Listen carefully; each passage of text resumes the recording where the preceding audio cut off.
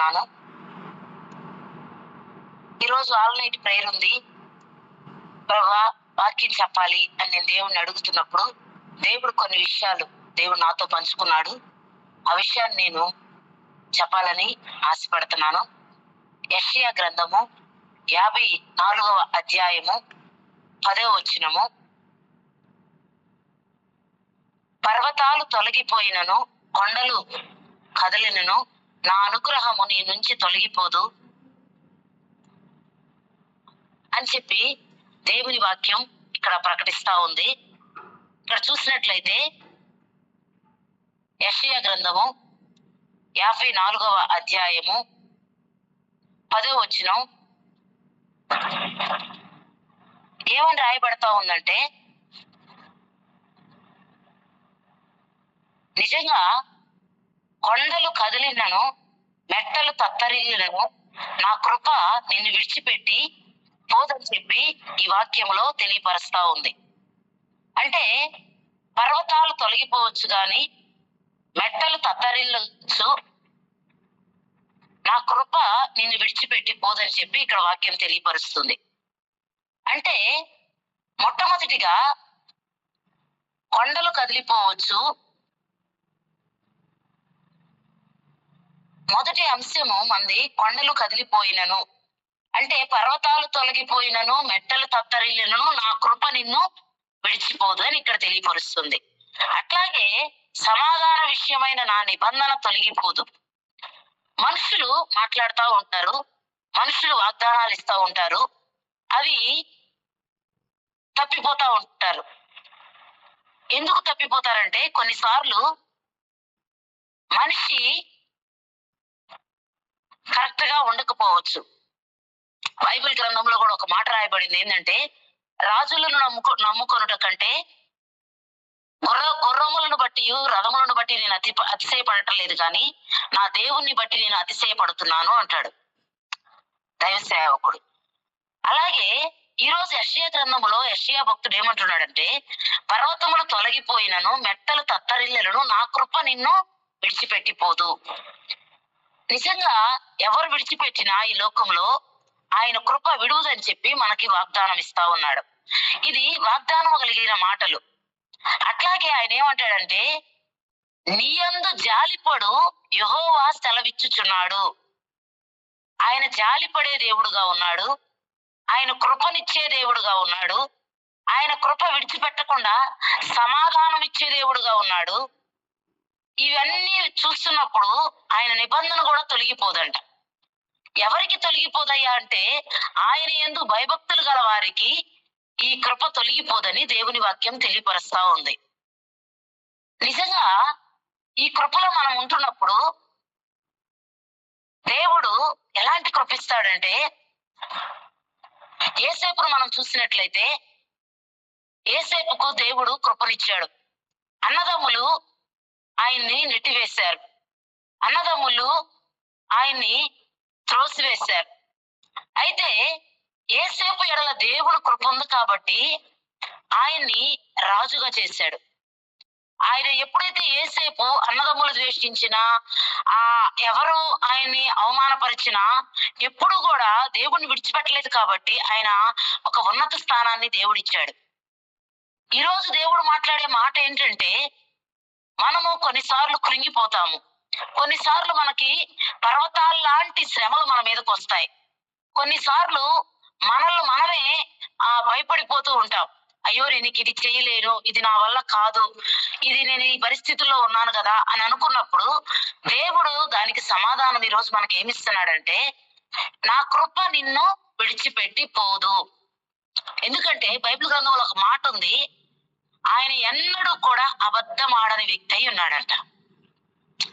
ఆయన ఎన్నడూ కూడా ఒక్క మాట అయినను, ఒక పళ్ళు అయినను ఎన్నడూ అబద్ధం ఆడలేదంట. ఆయన ఎప్పుడు కూడా ఆయన మాట ఎలాంటిదంటే, అవునంటే అవును, కాదంటే కాదు. ఆయన మంచి వారి మీదను చెడ్డవారి మీదను ఆయన కృప అనుగ్రహిస్తూ ఉన్నాడంట. అయితే ఈ రోజు మాట్లాడుతున్న మాటలు ఏంటంటే, పర్వతములు తొలగిపోయినను, మెట్టలు తత్తరిల్లినను, నా కృప నిన్ను విడిచిపెట్టి పోదు. మరి ఈ మాట మాట్లాడటానికి దేవుడు మనకు కొన్ని కారణాలు దేవుడు చెప్తా ఉన్నాడు. ఎందుకంటే ప్రియమైన దేవుని బిడ్డలారా, దేవుడు మనతో ఉన్నప్పుడు ఆయన ఏమని మాట్లాడుతా ఉన్నాడంటే, చూద్దాం బైబిల్ గ్రంథంలో నుండి కీర్తనలు 46వ కీర్తన 2వ వచనం చదువుకుందాం. కీర్తనలు 46వ కీర్తన 2వ వచనం. అందుచేత భూతలానికి మార్పులు వచ్చినా, సముద్రము లోతుల్లో పర్వతాలు మునిగిపోయినా దానికి మేమేమి భయపడము. ఇప్పుడు మనం వింటా ఉన్నాం వార్తలు. ఏమింటున్నామంటే భూకంపాలు వస్తున్నాయి, ఇదిగో కొన్ని మార్పులు జరుగుతున్నాయి. కొన్నిసార్లు సడన్ గా మనం వింటున్నప్పుడు మన గుండె పగిలిపోతా ఉంది. కొన్ని వినలాని వార్తలు వింటున్నాం. అయినా కూడా దేవుడు ఏమంటున్నాడంటే, నేను నా కృప నిన్ను విడిచిపెట్టి పోదు. ఎందుకు ఆయన కృప విడిచిపెట్టి పోదని ఇక్కడ తెలియపరుస్తున్నాడంటే, నిజంగా ఆ సముద్రపు లోతుల్లో పర్వతాల్లో మునిగిపోయినా ఎక్కడేం జరిగినా మీరేమి దానికి భయపడనవసరం లేదు. మనం బ్రతికున్నా భయపడనవసరం లేదు, ఒకవేళ చనిపోయినా కూడా భయపడనవసరం లేదు. ఎందుకంటే ఆయన నమ్ముకున్న బిడ్డలను ఆయన భద్రంగా కాపాడే దేవుడై ఉన్నాడు. ఆయన నమ్ముకున్న బిడ్డలను ఆయన కరుణించే దేవుడై ఉన్నాడు. మొట్టమొదటిగా కొండలు కదిలిపోయినను ఆయన కృప మనల్ని విడిచిపెట్టి పోదు. కొండలు బద్దలైనా గాని, అందుకే పర్వతాలు తొలగిపోయినా గాని ఆయన కృప మనల్ని విడిచిపోదంట ప్రియమైన దేవుని బిడ్డలారా. తర్వాత రెండవదిగా మనం చూసుకున్నట్లయితే దేవుని అనుగ్రహము మనల్ని విడిచిపెట్టి వెళ్ళదంట. మొట్టమొదటిగా ఆయన కొండలు కదిలిపోయినా మనకి ఆయన కృప వెళ్ళిపోదంట. రెండవసారిగా చూస్తే ఆయన అనుగ్రహం మన నుంచి తొలగిపోదంట. ఎందుకు ఆయన అనుగ్రహం మనకు తొలగిపోదు అంటే, ఎందుకంటే మనము ఈ లోకంలో నుంచి వేరుపడ్డాము. వేరుపడము అంటే ఈ లోకంలో ఉన్నప్పుడు మనకి భద్రత లేదు, గ్యారంటీ లేదు. ఎప్పుడైతే దేవుని కలిగి ఉన్నామో దేవుడు అప్పుడు మనకి గ్యారంటీ ఇచ్చాడు. అదేం మాట అంటే ఆయన మనతో ఉంటాడు. అందుకే ఒక ఆయన చెప్తా ఉంటాడు, ఒక అరణ్యంలో గుండా ఆయన వెళుతున్నప్పుడు ఆయన ప్రార్థన చేసుకున్నాడంట, ప్రభువా నేను ఈ అడవులలో గుండా ఎడారుల్లో గుండా వెళుతున్నానయ్యా, నువ్వు నాతో కూడా ఉండు ప్రభువా అని ప్రార్థన చేసుకున్నాడంట. ప్రార్థన చేసుకుని ఉన్న తర్వాత ఆయన చూసుకుంటా వెళతా ఉన్నాడంట, నడుచుకుంటా వెళతా ఉన్నాడంట. వెళుతున్నప్పుడు కొంచెం దూరం వెళ్ళిన తర్వాత అడుగులు కనబడలేదంట, ఒక అడుగే కనబడిందంట. ఇంకొంచెం దూరం వెళ్ళి అనుకుంటున్నాడంట, ప్రభువా నేను నిన్ను నాతో ఉండమని అడిగాను కదయ్యా, మరి నీ అడుగులు నాకు కనబట్టలేదయ్యా అంటే ఆయన మాట్లాడాడంట, నేను ఆ కనబడే అడుగులు నాయే, నేను నిన్ను నా భుజములపై ఎత్తుకొని నేను నిన్ను మోస్తున్నాను అని చెప్పాడట. అంటే నిజంగా ప్రియమైన దేవుని బిడ్డలారా, ఈ యొక్క రాత్రి కాలంలో దేవుడు మనతో మాట్లాడుతున్న విషయం ఏంటంటే, కొండలి కదిలిపోయినా మెట్టలు తత్తరిల్లినా నా కృప నిన్ను విడిచిపెట్టి పోదు. అలాగే ఆయన అనుగ్రహము కూడా మనల్ని విడిచిపెట్టి పోదంట. ఎందుకంటే ఆయన శాంతి మనకి ఇవ్వడానికి ఆయనకు వచ్చాడు. ఆయన శాంతి సమాధానం ఇవ్వడానికి మనకి ఈ లోకానికి ఆయన వచ్చాడు.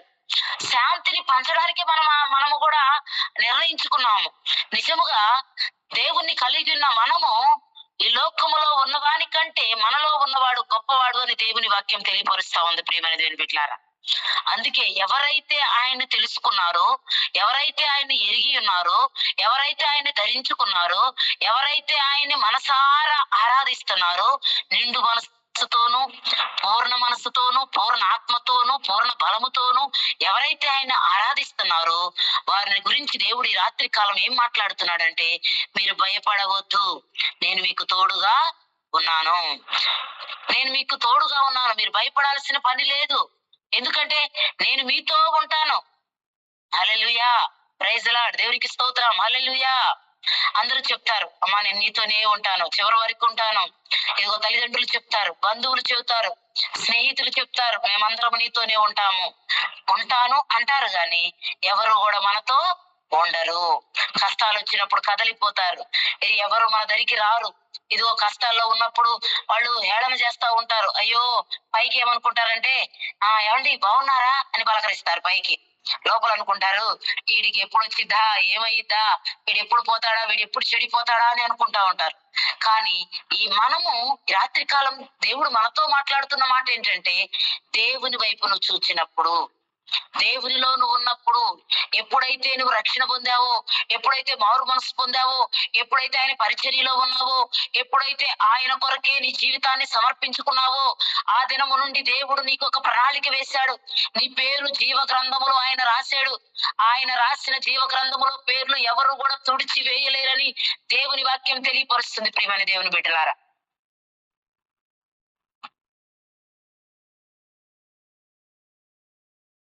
నిజంగా ఎందుకు ఆ మాటలు దేవుడు చెప్తున్నాడంటే, యెషయా గ్రంథము 49వ అధ్యాయము, యెషయా గ్రంథము 49వ అధ్యాయము 15-16 వచనాలు చదువుకుందాం. ఇక్కడ చూసినట్లయితే యెషయా గ్రంథములో 49 15-16లో దేవుడు ఏమని మాట్లాడుతున్నాడో చూద్దాం. చూడండి.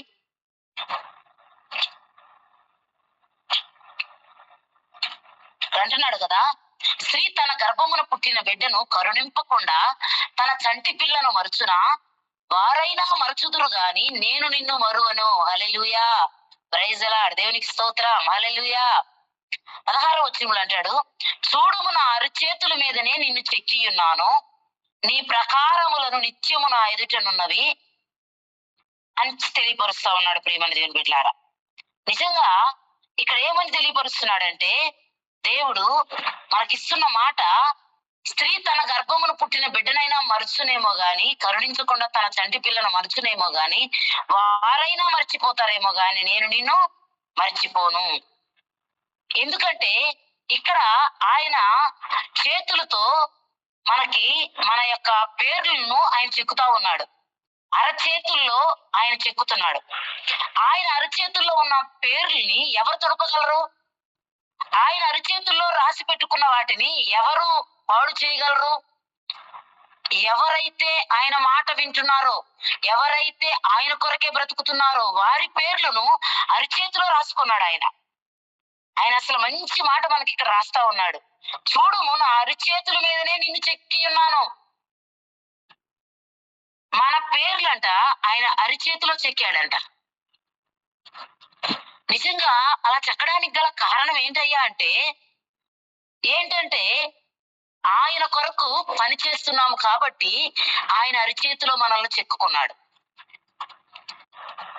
ఏ కష్టం వచ్చినా, ఏ ఇరుకు వచ్చినా, ఏ ఇబ్బంది వచ్చినా, ఏ శోధన వచ్చినా, ఏ వేదన వచ్చినా, ఇదిగో మనం కృంగిపోతాం. ఇంకా నన్ను ఎవరు చూడట్లేదు కదా, ఇంకెవరు నన్ను పట్టించుకోవట్లేదు కదా, అయ్యా నాకెవరున్నారు అని చెప్పి మనం అనుకుంటున్నప్పుడు దేవుడు అంటున్నాడు, ఇదిగో నువ్వు అలా అనుకోవద్దు, నేను నీకు ధైర్యాన్ని ఇస్తున్నాను. ఇదిగో నువ్వు అలా అనుకోవద్దు నా బిడ్డ, నేను నీకు ఒక ధైర్యాన్ని ఇస్తున్నాను. అదేంటంటే, ఇదిగో ఒకవేళ స్త్రీ తన గర్భమును పుట్టిన బిడ్డను కరుణించకుండా చంటి పిల్లను మర్చిపోయిద్దేమో గాని, వారైనా మర్చిపోతారు గాని నేను నిన్ను మరువను. ఇలా చెప్తున్నప్పుడు దేవుడు ఒక విషయాన్ని నాకు జ్ఞాపకం చేస్తా ఉన్నాడు. ఏంటంటే, నాకు తెలిసిన వాళ్ళు కర్నూలులో ఒక జడ్జి లాయర్ గారు ఉన్నారు. జడ్జి కాదు, లాయర్ గారు ఉన్నారు. వాళ్ళకి గత 30 సంవత్సరాల నుంచి పిల్లలు లేనప్పుడు వాళ్ళు ఒక చిన్న బిడ్డని పెంచుకోవడానికి తీసుకొచ్చుకున్నారు. అయితే పెంచుకున్న బిడ్డని తీసుకొచ్చినప్పుడు వాళ్ళకి 3 కుమారులు, ఒక కుమారుణ్ణి వీళ్ళకిచ్చారు. వీళ్ళకిచ్చినప్పుడు, అక్క మేము ఒక బాబుని దత్తత తీసుకున్నాము, మీరు ప్రార్థన చేతులు రండి అమ్మా అని చెప్పినప్పుడు మేము వెళ్ళాము. అక్కడికి వెళ్ళినప్పుడు వాళ్ళ సొంత తల్లి, కన్న తల్లి కూడా ఆ బిడ్డను తీసుకుని అక్కడికి వచ్చింది. ఆ పెంచుకునే వాళ్ళకి ఆ బిడ్డని ఇచ్చింది. ఇచ్చి తనేం చేసిందంటే, పాలు ఇవ్వకుండా, అప్పుడు ఆ బిడ్డకి 6వ నెల, అయితే పాలు ఇవ్వకుండా దుప్పటి కప్పుకుంది. చూడకూడదు, తన బిడ్డ చూడకూడదని తనకు పెంచుకునే తల్లికి ఇచ్చింది. అయితే ఆ బిడ్డ మగపిల్లోడు ఏడుస్తూనే ఉన్నాడు. ఆ బిడ్డ ఏడుస్తున్నాడు, పాలు డబ్బా పడుతున్నా తాగటం లేదు, ఎంత ఇచ్చినా తాగటం లేదు. కానీ నా మనసులో నేనైతే ఏడ్చుకుంటా ఉన్నాను, ప్రభా ఏంటయ్యా ఇంత భయంకరంగా, కన్న తల్లి ఇస్తుంది కదయ్యా బిడ్డని అని చెప్పి ఏడుస్తా ఉన్నాను. ఏడుస్తున్నప్పుడు నాకు మనసులో ఏడుపు వచ్చేస్తుంది. ఆ బిడ్డ ఎంత కుక్కబట్టి ఏడుస్తున్నా తల్లి రావటం లేదు. ఎందుకు? పెంచుకునే తల్లికి ఇచ్చేసింది, ఇంకా ఆమె రావటం లేదు. ఆమెకి ఎక్కువ, అది చెప్పొచ్చో చెప్పకూడదు నాకు తెలియదు, కానీ పాలు కూడా ఎక్కువ వచ్చేస్తున్నా కూడా ఆ బిడ్డకి ఇవ్వాలంటే కూడా తల్లి రావటం లేదు. నేను ఇంటికి వచ్చి ఒక 2-3 రోజుల దాకా అన్నం తినలేదు. ఎందుకంటే నాకు బాధ అనిపించింది. మనకి బిడ్డలు పుట్టిన తర్వాత అడుక్కొచ్చుకునైనా మనం బిడ్డలు సాకాలి కదా అనుకుంటాం. మన బిడ్డల మీద మనకు ప్రేమ ఉండాలి కదా అనుకుంటాం. కానీ తల్లి తన బిడ్డనిచ్చేసి చక్కగా ఆమెది నంద్యాల వెళ్ళిపోయింది. ఒకవేళ అలాంటి వాళ్ళ గురించే దేవుడు ఈ వాక్యాన్ని ఇక్కడ రాశాడేమో. అందుకే చంటి బిడ్డనైనా తల్లి మరిచిద్దేమో గాని నేను నిన్ను మర్చిపోను. ఒకవేళ తల్లి మర్చిపోవచ్చు, తండ్రి మర్చిపోవచ్చు, బంధువులు మర్చిపోవచ్చు, స్నేహితులు మర్చిపోవచ్చు, నీ దగ్గర సహాయం చేసి తీసుకున్న వాళ్ళే మర్చిపోవచ్చు, నీకు ఎంతో నువ్వు సహాయం చేసి ఉండొచ్చు వాళ్ళకి. అయితే వాళ్ళు నిన్ను మర్చిపోవచ్చు. కానీ దేవుడు అంటున్నాడు, ఇదిగో నేను నిన్ను మర్చిపోను, నువ్వు భయపడవద్దు, నేను నీకు తోడుగా ఉన్నాను. అట్లాగే నిన్ను నా అరిచేతుల మీద చిక్కుకున్నాను, నీ ప్రాకారములు నిత్యము నా ఎదుటనున్నవి అని చెప్తున్నాడు. ఆయన చెక్కుకున్నాడు, ఆయన పేర్లు రాసుకున్నాడు. ఆయన రాసుకోవడానికి గల కారణం ఏంటంటే మనలో ఏదో గొప్పతనాన్ని బట్టి కాదు, మనలో ఏదో మంచితనం ఉన్నది కాదు, మనలో ఏమి చూసి ఆయన మన పేర్లు రాసుకున్నాడు. మన పేర్లు ఎవరైనా మన వస్తువు తీసుకుంటాం, బైక్ తీసుకుంటాం, బైక్ మీదో లేకపోతే ఆటో మీదో లారీ మీదో రాసుకోవడానికే మనము కొన్నిసార్లు ఆలోచిస్తూ ఉంటాం. మరి దేవుడు మన పేర్లు ఆయన చేతి మీద ఎందుకు రాసుకుంటున్నాడు? ఆయన ఎందుకు రాసుకుంటున్నాడంటే ఆయన తన స్వరక్తం ఇచ్చి మనల్ని కొన్నాడు గనుక. ఆయన తన స్వరక్తం ఇచ్చి మన కొరకు ప్రాణం పెట్టాడు. విలువైన రక్తం, ఎవరు ప్రాణాన్ని పెట్టరు, కానీ ఆయన తనకున్నదంతా మన కొరకే ఇచ్చాడు. కాబట్టి ఈ యొక్క రాత్రి కాలంలో దేవుడు మాట్లాడుతున్న మాట ఏంటంటే, పర్వతాలు తొలగిపోయినా, కొండలు తత్తరిల్లినా, మెట్టలు తత్తరిల్లినా, ఇదిగో నా కృప నిన్ను విడిచిపెట్టి పోదు. అట్లాగని దేవుడు మనతో ఇంకో మాట కూడా ఏమని మాట్లాడుతున్నాడంటే, బైబిల్ గ్రంథంలో మనం చూసినట్లయితే ప్రియమైన దేవుని బిడ్డలారా, ఇక్కడ ఇర్మియా గ్రంథము 31వ అధ్యాయము 37వ వచనం. ఇర్మియా గ్రంథము 31 నుంచి 31వ అధ్యాయము 31వ వచనము నుండి 37 వాటికి యెహోవా చెప్పేది ఏంటంటే, ఒక కాలం రాబోతుంది, అప్పుడు నేను ఇశ్రాయేలు వారితోనూ యూదా వారితోనూ కొత్త ఒడంబడిక చేస్తాను. నేను ఈజిప్ట్ లో నుంచి వారి పూర్వీకులు చెయ్యి పట్టుకొని నడిపించాను. హల్లెలూయా, హల్లెలూయా. నిజంగా ఇశ్రాయేలీలనంట వారి పూర్వీకులను ఆయన చెయ్యి పట్టుకొని నడిపించాడంట. మన దేవుడు ఎంత గొప్ప దేవుడు చూడండి. చెయ్యి ఎవరు పట్టుకుంటారు? తండ్రిని కుమారుడు చేయి పట్టుకుంటాడు, కుమారుడు తండ్రి చేయి పట్టుకుంటాడు. మరి ఆయన మనతో ఉంటాడంట, మన పేర్లు ఆయన చేతి మీద చెక్కుకుంటాడంట. అలాగని మన చెయ్యి పట్టుకొని నడిపిస్తాడంట. ఆయన చెయ్యి పట్టుకొని నడిపించే దేవుడై ఉన్నాడు. హల్లెలూయా. చిన్న బిడ్డగా తల్లి గర్భంలో నుండి రాగానే ఆయన మనల్ని ఆ తన అరిచేతిలోకి తీసుకుంటున్నాడు. మరి యవ్వన కాలంలోకి వచ్చిన తర్వాత, వివాహం చేసుకున్న తర్వాత మనము ఏ పనులైతే మనం చేస్తున్నామో అప్పుడు ఆయన ఏం చేస్తున్నాడంటే మనల్ని ఆయన హత్తుకుంటా ఉన్నాడు. ఆయన అనుగ్రహం మన మీద చూపిస్తున్నాడు. నువ్వు భయపడవద్దు అంటున్నాడు. మరి ముసలో స్థానంలోకి వచ్చేటప్పటికి అప్పుడు కూడా ఆయన మన చేయి పట్టుకొని మనల్ని నడిపిస్తున్నాడు. ఇక్కడ మూడు వచనాలు మనకు కనబడతా ఉన్నాయి. తల్లి గర్భంలో తల్లి మర్చిపోయినా నేను నిన్ను మర్చిపోనన్నాడు, అప్పుడు చిన్న బిడ్డగా ఉన్నావు. యవ్వన కాలంలో వచ్చేటప్పటికి దేవుడు ఏమంటున్నాడు? నేను నా చేతుల పైన నిన్ను చెక్కి ఉన్నాను అంటున్నాడు. తర్వాత మూడవదిగా మనం చూసినట్లయితే ఆయన ఏమంటున్నాడంటే, ఇక్కడ ఆయన మనతో మాట్లాడుతున్న మాట ఏంటంటే ఇర్మియా గ్రంథంలో, ఇదిగో ఇశ్రాయేలీయుల పితరులను నేను చెయ్యి పట్టుకొని నడిపించాను, నేను కూడా నిన్ను చెయ్యి పట్టుకొని నడిపిస్తాను. నేను నీకొక ఒడంబడిక చేస్తున్నాను. ఎందుకంటే ఈజిప్ట్ లో నుంచి నేను వారి పూర్వీకులు చేయి పట్టుకొని నడిపించాను కదా, అట్లాగే నేను కూడా నిన్ను పట్టుకొని నేను నడిపిస్తాను. మనల్ని నడిపించేవాడు మన దేవుడు, మనల్ని ఆదరించేవాడు మన దేవుడు. మన కష్టకాలములో, మన ఆపదలలో, మన అక్కరల్లో, మన ఇరుకులలో, మన శోధనల్లో దేవుడు మనకు సహాయం చేసే దేవుడై ఉన్నాడు.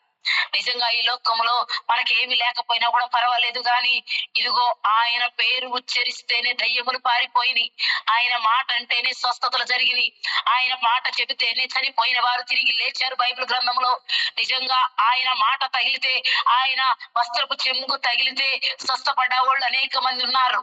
ఈ రాత్రి కాలములో ఇదిగో దేవుణ్ణి కలిగి ఉన్న మనము ఆశీర్వదించబడిన వారము, దేవుణ్ణి కలిగి ఉన్న మనము దీవించబడిన వారము, దేవుణ్ణి కలిగి ఉన్న మనము ఈ లోకములో ప్రత్యేకమైన వారముగా మనకు కనబడతా ఉన్నాం ప్రియమైన దేవుని బిడ్డలారా. అందుకంటున్నాడు కదా, ఇదిగో మీ పితరులను ఇశ్రాయేలీయుల నుండి ఎలాగ పితరులను నేను నడిపించానో అలాగే నేను కూడా మిమ్మల్ని నడిపిస్తాను, చెయ్యి పట్టుకొని నడిపిస్తాను. నేను ఇదిగో మీకు ఈ మాట చెప్తున్నాను, ఎందుకంటే ఇది యెహోవా వాక్కుగానే తెలియపరుస్తున్నాను. ఇది యెహోవా వాక్కు. మనుషులు చెప్పే మాట మారిపోవచ్చు, మనుషులు చెప్పే మాటలు తొలగిపోవచ్చు, కానీ దేవుడు చెప్పే మాట ఎన్నడూ కూడా తొలగిపోదని దేవుని వాక్యం తెలియపరుస్తా ఉంది ప్రియమైన దేవుని బిడ్డలారా. ఎందుకంటే దేవుడు ఏమని మాట్లాడుతున్నాడంటే, మనం చూసినప్పుడు దేవుడు యెరూషలేము నగరాన్ని ఉద్దేశించి మాట్లాడుతా ఉన్నాడు.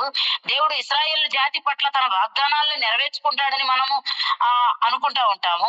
అయితే ఈ సందర్భాన్ని బట్టి, ఈ వచనాన్ని బట్టి దేవుడు ఏమని మాట్లాడుతున్నాడంటే, సియోను విషయమే ఇక్కడ మాట్లాడుతున్నది ఏంటంటే, అర్థమవుతుంది ఏంటంటే, ఇక్కడ ఇందులోనే ఆధ్యాత్మిక సత్యం ఏంటంటే, యుగ యుగాలు మారినా, తరాలు మారినా మారని దేవుడు మన దేవుడై ఉన్నాడు. హల్లెలూయా. ఏమని మారకుండా దేవుడు ఉన్నాడంటే, ఆయన ఒకవేళ తల్లి మర్చిపోయినా, తండ్రి మర్చిపోయినా, నేను నిన్ను మర్చిపోను, ఇట్లా చెక్కుతాను నా అరిచేతుల్లో నిన్ను అంటున్నాడు కదా. చూడండి, నిర్గమాకాండము 28వ అధ్యాయము 9వ వచనం నుండి 12వ వచనం వరకు చదువుకున్నాం. నిర్గమాకాండము 28వ అధ్యాయము 9వ వచనం, నీవు మిశ్రిత వర్ణ రత్నాలు 2 తీసుకొని, నిర్గమాకాండము 28 9వ వచనం. ఇక్కడ మనకేమని రాయబడిందంటే ప్రియమైన దేవుని బిడ్డలారా, 9వ వచనంలోకి మనం వెళదాం. నిర్గమాకాండము 28వ వచనం 9వ వచనం.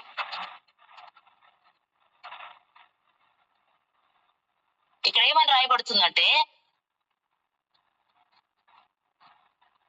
మరియు ఏపోదు మీద నుండి విచిత్రమైన దట్టి దాన్ని పనిరీతిగా ఏ కాండమై ఉన్నది బంగారముతోను నీల దోమ రక్త వర్ణములు గల నూలుతోను పెన్నిన సన్న నారతోను కొట్టవలెను.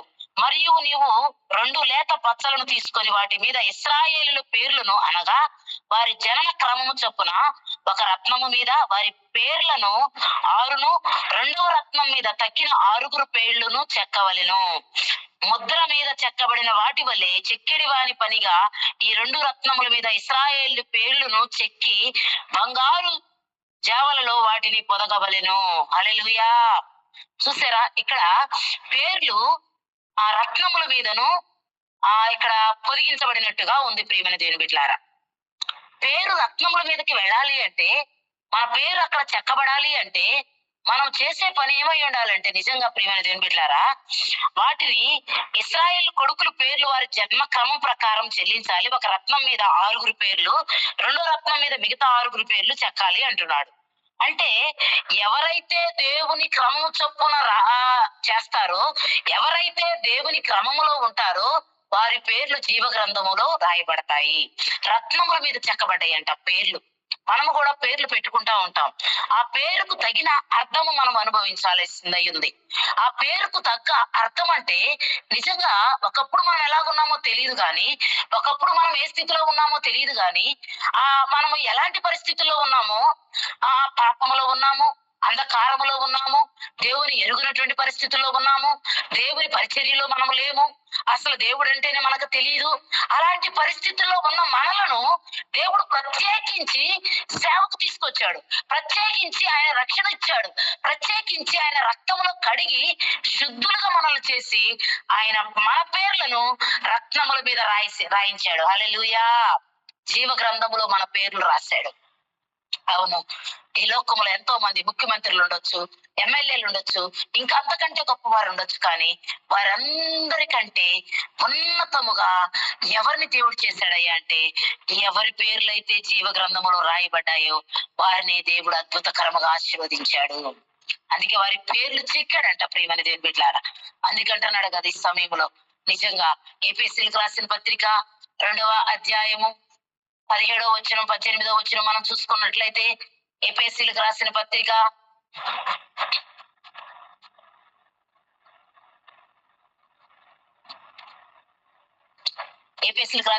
ఇక్కడ ఉంది. అప్పుడు ఆయన వచ్చి దూరముగా ఉన్న మీకు చెరువుగా ఉన్న వారికి సమాధానము ప్రకటించాడు. చూడండి, దేవుడు ఎన్ని వాగ్దానాలు ఇస్తున్నాడు. సమాధానాన్ని ప్రకటించడానికే ఆయన వచ్చాడంట. ఇక్కడ మనం చూస్తుంటే, పర్వతాలు తొలగిపోయినా, కొండలు కదిలినా నా అనుగ్రహం నీ నుండి తొలగిపోదని చెప్పాడు. తర్వాత నిజంగా ఆయన జాలిపలే దేవుడుగా ఉన్నాడు, ఆయన అనుగ్రహం ఇచ్చే దేవుడుగా ఉన్నాడు. నిజంగా మనం చూస్తున్నట్లయితే ప్రియమైన దేవుని బిడ్డలారా, ఇదిగో నేను నిన్ను వైడూర్యాలతో నిర్మిస్తాను అని చెప్పి దేవుడు సెలవిస్తున్నాడు. ఇక్కడ మన పేర్లు జీవగ్రంథంలో రాయబడుతున్నాయి అంటున్నాడు. అంటే ఎవరి పేర్లు ఇక్కడ జీవగ్రంథంలో రాయబడుతున్నాయి? అక్కడ ఇశ్రాయేలు కుమారుల పేర్లు అయినప్పటికీ కూడా మనమేమనుకోవాలంటే మన పేర్లు కూడా జీవగ్రంథంలో రాయబడ్డాయి. ఎందుకంటే ఆ పేర్లు రాయడానికి గల కారణం ఏంటంటే దేవుడే వాటిని చెక్కాడు కాబట్టి. దేవుడు అంటే చక్రం అంటే ఏంటి? ఉదాహరణకి మనం ఆలోచించుకున్నట్లయితే ఆ అందుకే ఒక ఆమె పాట రాస్తా ఉంటది. ప్రత్యేకమైన వారము యేసయ్యకు ప్రత్యేకమైన వారము, సృష్టినంతటిని మాటతో చేసెను గాని నన్ను మాత్రం చేతితో చేసెను.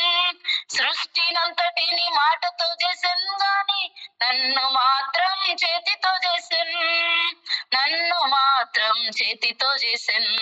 ప్రత్యేకమైన వారము యేసయ్యకు ప్రత్యేకమైన వారము, ప్రత్యేకమైన వారము యేసయ్యకు ప్రత్యేకమైన వారము. హల్లెలూయా. ఎందుకంటే ప్రియమైన దేవుని బిడ్డలారా, ప్రత్యేకమైన వారం అంట మనం. ఎందుకు ప్రత్యేకంగా ఉన్నాము అంటే ఆయన అందరిని నోటితో పలికాడంట. ఆకాశము కలుగును గాక, భూమి కలుగును గాక, సముద్రము కలుగును గాక, పక్షులు కలుగును గాక అన్నాడంట. మనల్ని కూడా మనిషి కలుగును గాక అని అనలేదంట ప్రియమైన దేవుని బిడ్డ. ఆయన తన చేతులతో మట్టిని తీసుకొని తన స్వహస్తాలతో తన స్వరూపం ఇచ్చి తను ఎలాగున్నాడో మనల్ని కూడా అలాగే చేసి ఇదిగో ఆయన స్వరూపం ఇచ్చి ఆ మట్టిగా చేసిన బొమ్మలోకి జీవవాయువును ఊదాడు. ఇప్పుడు అంటున్నాడు ఆ జీవవాయువును ఊదిన ఆ బొమ్మను అంటున్నాడు కదా, ఇదిగో నేను నిన్ను ప్రత్యేకంగా చేశాను, నువ్వు నా సొత్తు. నేను నిన్ను ప్రత్యేకంగా చేశాను, నువ్వు నా సొత్తు. ఇదిగో మెట్టలు తత్తరిల్లినా, కొండలు ఆ యొక్క పగిలినా గాని నేను నిన్ను విడిచిపెట్టి, పర్వతాలు తొలగిపోయినా, కొండలు కదిలినా నేను నిన్ను విడిచిపెట్టి పోను. ఆయన మాట ఇచ్చి నెరవేర్చే దేవుడై ఉన్నాడు. ఆయన మాట ఇచ్చి మనకు సహాయం చేసే దేవుడై ఉన్నాడు. అందుకే అంటున్నాడు కదా ప్రియమైన దేవుని బిడ్డలారా, లేవియా కాండము 26వ అధ్యాయము 12వ వచనం చదువుకున్నట్లయితే, లేవియా కాండము 26వ అధ్యాయము 12వ వచనం చదువుకుందాం.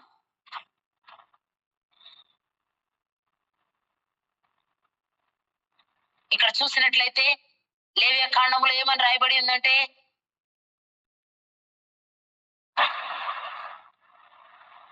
లేవియా కాండము 26వ అధ్యాయము 12వ వచనం.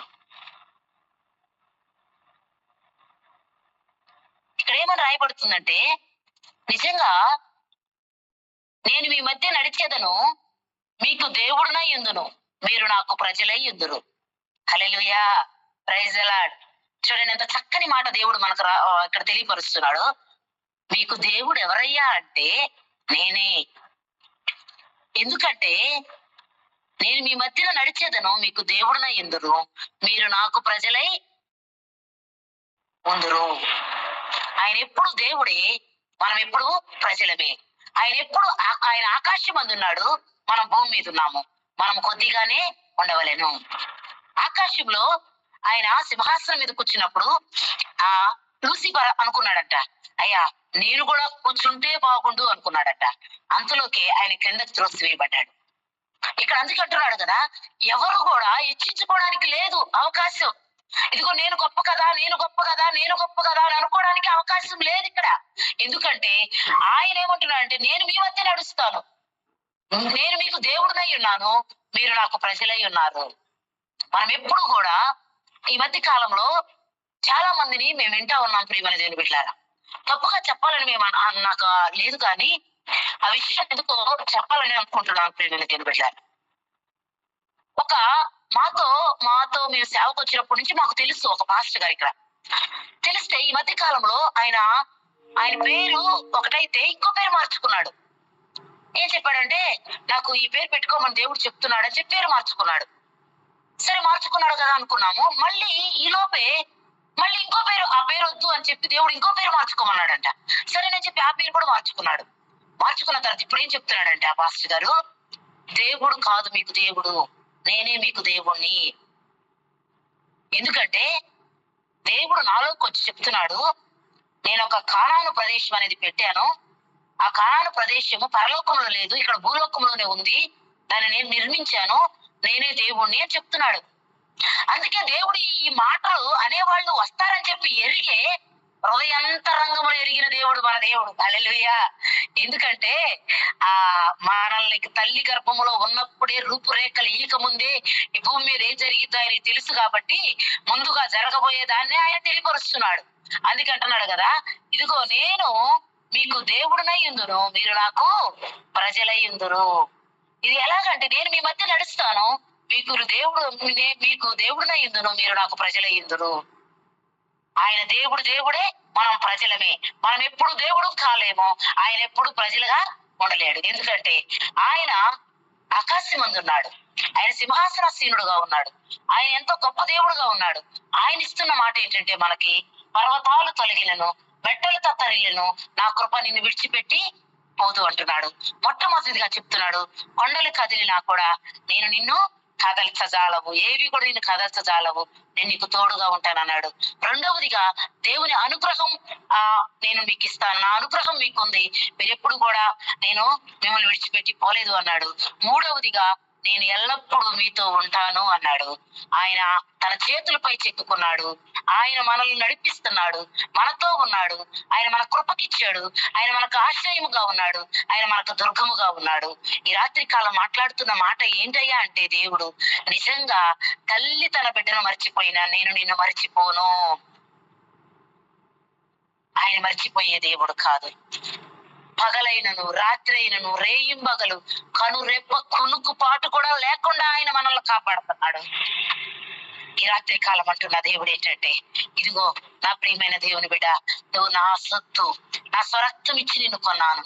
ఇదిగో నిన్ను తల్లి గర్భము నుండి పుట్టినది మొదలుకొని, నువ్వు తల్లి గర్భములో నుండి పుట్టినది మొదలుకొని అస్తమయం అంతవరకు కూడా నేను నీతోనే ఉంటాను, నేను నీ పక్కనే ఉంటాను. ఇదిగో నువ్వు ఎక్కడుంటే అక్కడికి వస్తాను అని చెప్పి దేవుడు మనతో మాట్లాడుతా ఉన్నాడు. భయపడిన అవసరం లేదు, దేని విషయంలో దిగులు చెందపడాల్సిన అవసరం లేదు. అయ్యో నా కుటుంబంలో ఇది జరగలేదు కదా, ఇదిగో నా పిల్లల విషయంలో ఇది జరగలేదు కదా, నా భార్య విషయంలో ఇది జరగలేదు, నా భర్త విషయంలో ఇది జరగలేదు, నా సేవ విషయంలో ఇది జరగలేదు, ఈ కష్టం ఉంది కదా, నేను ఎలాగ ఎదుర్కొనేది అని నువ్వు భయపడిన అవసరం లేదు. దేవుడే ఈ రాత్రి కాలము దానికి సమాధానం ఇస్తున్నాడు, ఆయనే జవాబిస్తున్నాడు. ఆయన నెరవేర్చే దేవుడై ఉన్నాడు, నెరవేరుస్తాడు. దేవుడి వాక్యమును దీవించి ఆశీర్వదించును గాక. ఆమేన్.